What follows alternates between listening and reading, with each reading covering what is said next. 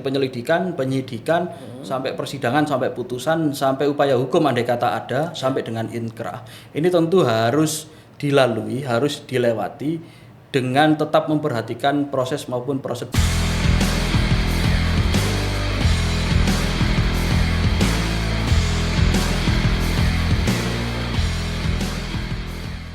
Assalamualaikum sahabat Memorandum TV, ketemu lagi dengan podcast Memorandum TV.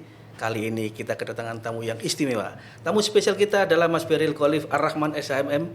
Beliau dari Johannes Dipa Wijaya and Partner. Assalamualaikum Mas. Waalaikumsalam warahmatullahi wabarakatuh. Alhamdulillah sehat ini ya. Alhamdulillah sehat. Ini kan ada beberapa tahapan.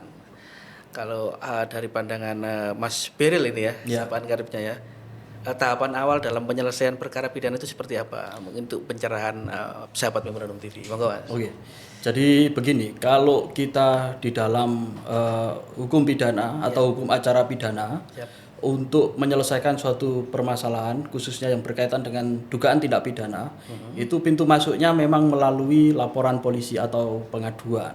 Tetapi dalam praktek kerap kali teman-teman itu mengawali dengan undangan atau somasi. Maksudnya barangkali dengan adanya undangan atau somasi itu permasalahan dapat diselesaikan secara damai sehingga tidak masuk lanjut ke dalam proses pidana. Tetapi ketika tidak ada titik temu maka barulah dibuat LP. Dan seringkali ini nanti waktu pembuatan LP atau laporan polisi itu penyidik atau petugas SPKT itu kerap kali meminta apakah ada bukti terkait dengan somasi, apakah pernah disomasi atau belum ini. Nah makanya itu dalam praktek seringkali dilakukan oleh teman-teman di lapangan. Jadi kepolisian itu nanti punya peran terkait dengan penyelidikan dan penyidikan. Jadi ketika laporan polisi itu sudah dibuat, nanti akan ada tahap namanya penyelidikan, lalu ada tahap namanya penyidikan.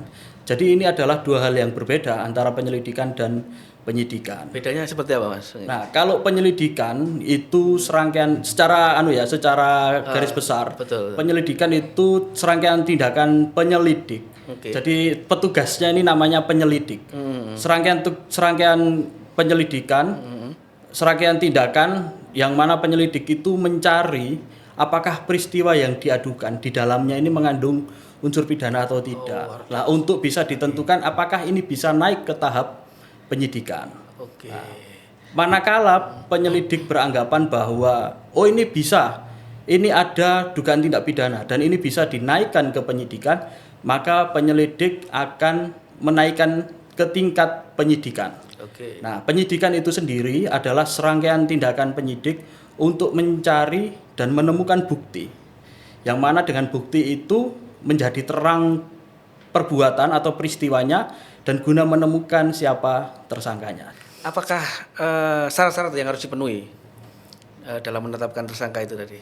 Jadi untuk menetapkan tersangka itu tentu pertama harus didasarkan pada bukti permulaan yang cukup, pada bukti yang cukup. Nah, jadi tidak bisa sembarangan atau serampangan menetapkan tersangka. Misalnya hanya atas dasar kebencian atau ketidaksukaan, itu tidak boleh. Harus ada alat bukti yang cukup untuk menentukan seseorang itu sebagai tersangka. Dan alat bukti itu tidak hanya cukup, jadi menurut saya juga harus sah alat bukti itu. Seperti apa alat bukti yang bisa dikatakan sah itu Mas? Nah, KUHP memang hanya mengatur terkait dengan jenis atau macam alat bukti. Ada 5, keterangan saksi, ahli, surat, kemudian petunjuk, keterangan terdakwa. Di luar misalnya alat bukti elektronik yang ada di Undang-Undang ITE. Nah, KUHP hanya ngatur alat bukti yang sah iyalah. Nah, tapi kalau kita pakai sebaliknya, kalau KUHP ngomong alat bukti yang sah, berarti ada dong harusnya alat bukti yang tidak sah. Nah, bagaimana kriteria alat bukti itu dikatakan sah? Nah, KUHP tidak menentukan memang. Nah, inilah pentingnya peran penting dari doktrin atau pendapat ahli. Jadi beberapa ahli itu kalau ditarik kesimpulan, paling tidak alat bukti itu dikatakan sah manakala ada kurang lebih 3 kriteria. 1, alat bukti itu valid. Valid itu artinya terkait dengan cara perolehan. Misalnya keterangan saksi. apakah saksi waktu diperiksa dimintai keterangannya ini Tidak ditekan ya. ditekan atau tidak. Jangan-jangan tidak memberikan keterangan secara bebas. Oke. Nah, jangan-jangan ini ada intimidasi dan lain sebagainya. Ini bisa tidak sah ya. Bisa tidak sah. Oke. Kemudian yang kedua, relevan. Oke. Relevan itu berkaitan dengan unsur atau pasal yang dipersangkakan.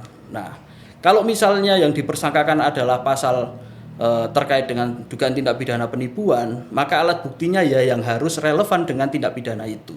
Jadi jangan sampai melebar ke alat bukti lain yang justru tidak ada kaitannya dengan unsur pasal.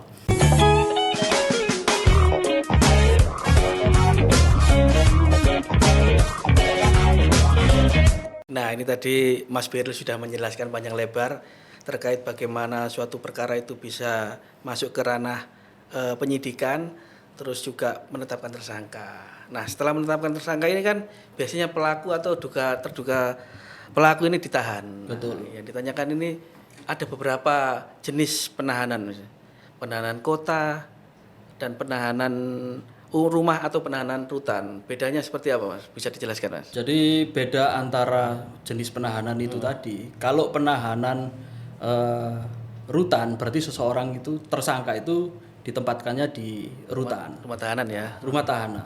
Kalau kota ya berarti dia di lingkup kota itu. Nah, itu perbedaan yang pertama. Perbedaan yang berikutnya terkait dengan pengurangan.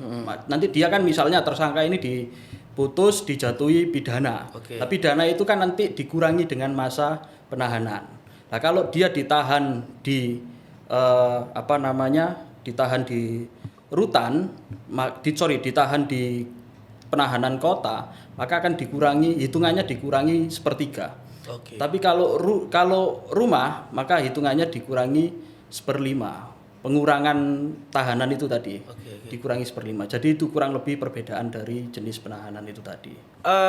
Tidak boleh keluar rumah atau seperti apa? Tidak boleh keluar rumah. Oh, diawasi oleh petugas. Ya, ada petugas yang mengawasi. Kecuali kalau misalnya sakit, tersangkanya stroke misalnya, tiba-tiba stroke, Jantung atau jantung langsung dilarikan ke rumah sakit. Tapi itu kan harus seizin ini, dokter atas ya. pengetahuan dari petugas yang mengawasinya. Oke. Jadi bukan ditempatkan di rumah terus dibiarkan gitu saja, enggak. Tetap ada yang menjaga atau mengawasi. Sama juga dengan tahanan kota ya. Betul. Itu lingkupnya Surabaya saja. Tapi Iya. boleh keluar rumah.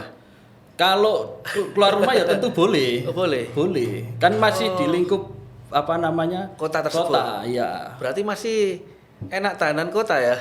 Bisa keluar-keluar. Lebih enak gak ditahan. Oh, tapi. iya. Maksudnya itu. Ngawasi, misalnya ini ditahan kota. Untuk ngawasi atau memastikan bahwa yang bersangkutan ini tidak, takutnya kalau ditahan kota itu kabur kemana-mana. Oke. Nah, ada namanya wajib lapor. Wah, ini. Jadi Biasanya berapa minggu sekali atau rata-rata ya paling tidak 1 minggu sekali. Satu Jadi minggu misalnya sekali ya. setiap hari Senin dia wajib lapor. Nah, ini agak ngulang sedikit. Proses pelimpahan perkara biasanya dari kepolisian ke kejaksaan seperti apa? Kan ada namanya P18, Ya. P21 itu seperti apa, Mas? Jadi secara garis besar nanti ketika penyidik ini kan setelah melakukan penyidikan, Oke. meriksa saksi, nyita bukti dan seterusnya, ketika penyidik menilai atau menganggap bahwa berkas sudah lengkap, maka dia akan melimpahkan ke kejaksaan. Oke. Nah, kejaksaan nanti akan melajari betul sudah lengkap atau belum. Kalau misalnya ini belum lengkap, ada poin-poin atau bagian-bagian yang masih harus dilengkapi, maka kejaksaan akan mengembalikan ke kepolisian disertai petunjuk apa yang harus dilengkapi. Kalau sudah dikerjakan sama kepolisian atau penyidik, dilimpahkan lagi ke jaksa. Nah, itu kondisi yang pertama. Kondisi yang kedua, penyidik menilai bahwa ini sudah lengkap. Kemudian kemudian dilimpahkan ke kejaksaan. Jaksa ngomong, "Oh, ini sudah lengkap, sudah oke, sudah clear." Nah, P21 istilahnya kalau kita di televisi itu dengar. Nah, kalau sudah clear, sudah lengkap, maka ini kan tadi hanya berkasnya saja yang dilimpahkan. Iya. Kalau sudah oke, confirm lengkap, baru penyidik kemudian juga melimpahkan tersangkanya. Sehingga tersangka itu tanggung jawabnya beralih kepada pihak kejaksaan itu tadi. Itu waktunya tidak ada anunya dari proses penyidikan sampai ke tahap 2 memang tidak ada paten berapa lama. Dulu ada peraturan Kapolri yang menentukan penyidikan itu bisa dilakukan batas waktunya berapa lama. Jadi ditentukan. Kalau tidak salah ya, dulu itu tahun 2009 kurang lebih. Perkap tahun 2009 atau 2012. Jadi mengkategorikan perkara itu ada empat level. Satu mudah, kemudian sedang, sulit, sangat sulit. Nah, itu ada jangka waktunya. Kalau mudah itu penyidikan dilakukan berapa lama sejak terbit sprindik. Begitu juga misalnya kalau sangat sulit itu berapa lama sejak terbit sprindik. Nah, sekarang itu tidak ada batas waktu. Oke. Jadi ketika berkas itu P18 ya dikembalikan terus ya? Iya. Tidak ada kalau umpamanya 30 hari waktu nggak bisa melengkapi tahanan bebas, nggak bisa seperti itu ya sekarang? Seperti apa? Enggak, kalau ya tentu penyidik tentu harus profesional.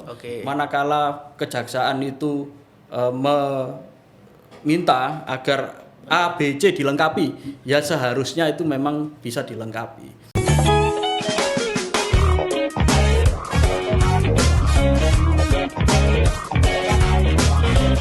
Nah, sahabat Memorandum TV tadi sudah dijelaskan pula bagaimana sampai ke tahap P21 atau itu dinyatakan sempurna. Nah, langsung biasanya menuju kejaksaan pengadilan Mas ya. Ya. Jadi ada semacam surat dakwaan dan bagaimana perannya dalam proses pengadilan pidana itu sendiri. Jadi ketika berkas itu sudah lengkap, sudah clear semua, tersangkanya sudah dilimpahkan, baru kejaksaan itu akan melimpahkan ke pengadilan untuk disidangkan. Nah, nanti ada namanya surat dakwaan di persidangan itu. Nah, surat dakwaan ini memegang peranan penting dalam proses pemeriksaan di persidangan. Mengapa? Karena surat dakwaan itu adalah dasar kenapa tersangka itu dinyatakan atau dianggap bersalah. Jadi surat dakwaan nanti nguraikan perbuatan atau peristiwanya bagaimana, cara melakukannya bagaimana, pasalnya apa yang didakwakan dan seterusnya. Sehingga pemeriksaan persidangan itu harus mengacu pada surat dakwaan. Dakwaan itu harus bisa dibuktikan untuk menyatakan terdakwa ini bersalah. Nah, kalau tidak bisa dibuktikan, ya tentu akan menimbulkan akibat atau konsekuensi hukum. Hak-hak terdakwa yang paling sederhana, misalnya dari ketika perkara itu dilimpahkan ke pengadilan, jadi terdakwa itu berhak untuk memperoleh turunan berkas perkara lengkap. Jadi itu diatur di KUHP, khususnya di pasal 72 KUHP. Nah, kenapa sih kok terdakwa itu berhak minta berkas salinan atau turunan berkas perkara lengkap, termasuk BAP saksi yang lain, BA penyitaan andai kata ada dan lain-lain, ya untuk kepentingan pembelaannya dia nanti. Nah, kemudian terdakwa juga berhak untuk didampingi oleh penasihat hukum. Nah, ini biasanya disediakan negara atau seperti apa? Negara kalau negara menyediakan tapi untuk ancaman atau tindak pidana dengan ancaman 5 tahun ke atas.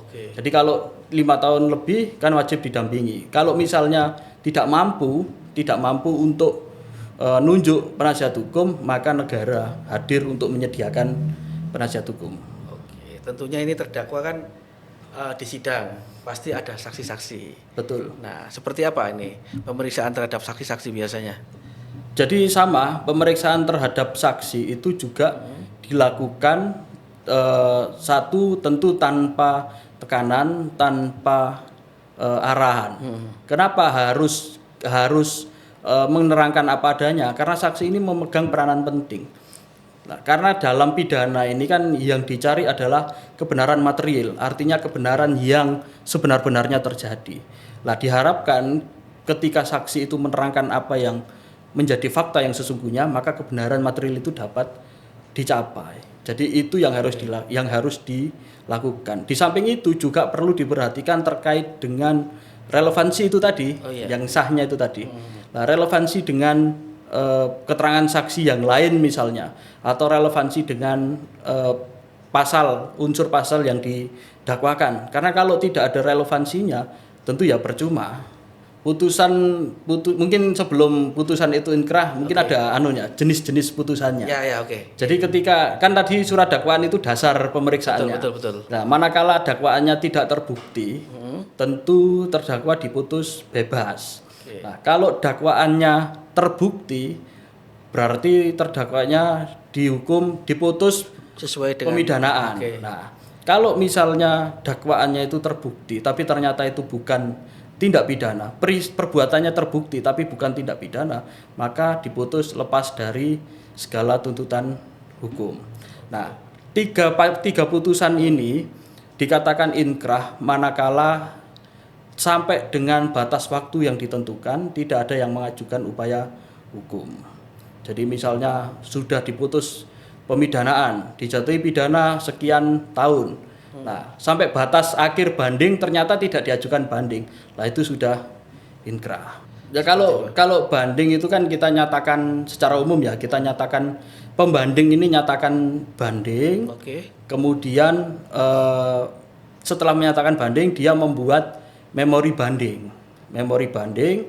Kemudian nanti disampaikan kepada terbanding membuat kontra memori banding. Nah, tinggal nanti diputus oleh hakim tinggi. Oke. Kalau memang sudah notok istilahnya, kan ada kasasi nih. Ya. Nah, seperti apa? Apa yang langkah untuk kasasi ini seperti apa biasanya? Kalau sudah kasasi, sudah inkrah, maka apakah bisa ada upaya hukum lain? Ada, namanya peninjauan kembali atau PK.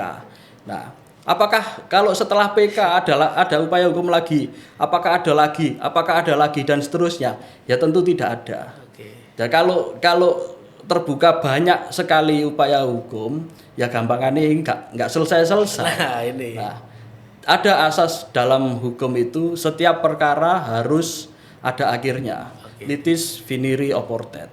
Oke. Nah, gitu. Terima kasih Mas Beril. Mudah-mudahan apa yang kita bahas hari ini menjadi pencerahan bagi sahabat Memorandum TV. Sebagai penutup mungkin ada yang bisa ditambahkan? Nah, oke. Tentu proses peradilan pidana ini tadi mulai dari rangkaiannya ya, mulai dari penyelidikan, penyidikan, sampai persidangan, sampai putusan, sampai upaya hukum andai kata ada, sampai dengan inkrah. Ini tentu harus dilalui, harus dilewati dengan tetap memperhatikan proses maupun prosedur yang berlaku. Jadi jangan ada yang di skip. Misalnya, buktinya dalam tanda petik dipaksakan. Atau misalnya dalam memperoleh alat bukti itu tadi ada hal-hal yang sifatnya kok tidak sah atau dilanggar gitu ya. Karena kalau kita melanggar proses maupun prosedur, di lain sisi itu ada pihak-pihak yang dirugikan, yaitu si terlapornya atau tersangkanya atau terdakwanya. Bahkan lebih jauh lagi bukan hanya yang bersangkutan saja yang dirugikan. Bagaimana dengan keluarganya, anak istrinya, orang terdekatnya. Nah, sehingga ini harus dalam rangka penegakan hukum yang adil, bermartabat, tentu proses dan prosedur ini tadi tetap harus dijalankan sebagaimana mestinya. Luar biasa. Mudah-mudahan tidak ada lagi proses pengadilan yang tidak berpihak kepada masyarakat. Semuanya diputus sesuai dengan apa yang dilakukan. Amin. Dan paling enak itu tidak berperkara. Betul. Paling enak itu selesai di meja makan daripada di meja hijau. Iya, luar biasa. Terima kasih Mas Beril. Siap, terima kasih. Sahabat Memorandum TV, demikian podcast kita kali ini. Semoga bermanfaat bagi kita semua. Salam sehat, salam Memorandum TV. Wassalamualaikum warahmatullahi wabarakatuh.